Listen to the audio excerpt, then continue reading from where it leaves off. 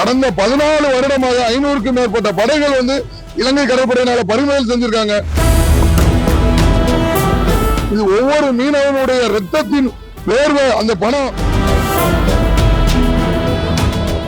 ராமேஸ்வரத்தில் இருந்து மீன்பிடிக்க சென்ற 3 விசைப்படகும் 18 மீனவர்களும், மண்டபத்தில் இருந்து மீன்பிடிக்க சென்ற ஒரு விசைப்படகும் 4 மீனவர்களும் இலங்கை கடற்படை கைது பண்ணி சிறையில வச்சிருக்காங்க.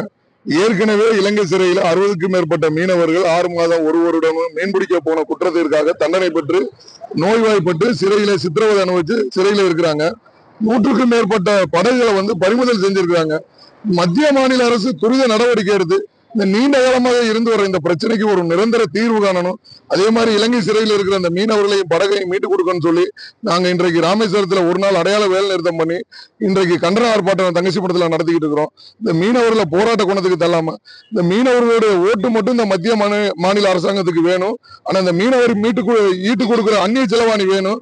ஆனா இந்த மீனவருடைய வாழ்வாதாரத்தை பாதுகாக்கிறதுக்கு சிறையில் இருக்கிற மீனவர்களை மீட்டு கொடுக்கறதுக்கு ஏன் மத்திய அரசாங்கம் தயங்குறாங்கிற வேதனையா இருக்கு.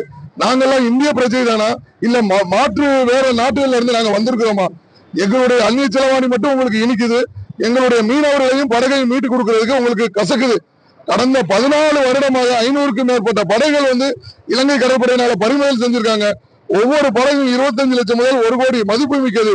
இது ஒவ்வொரு மீனவனுடைய ரத்தத்தின் வேர்வை. அந்த பணம் இதை மத்திய மாநில அரசு இன்னும் வேடிக்கை பார்க்காம மீனவர்களை போராட்ட குணத்துக்கு தள்ளாம துரித நடவடிக்கை எடுத்து இலங்கை சிறையில் உள்ள மீனவர்களையும் படகையும் மீட்டு கொடுத்து இந்த பிரச்சனைக்கு ஒரு நிரந்தர தீர்வு வழங்குறது எங்களுடைய கோரிக்கையா இருக்கு.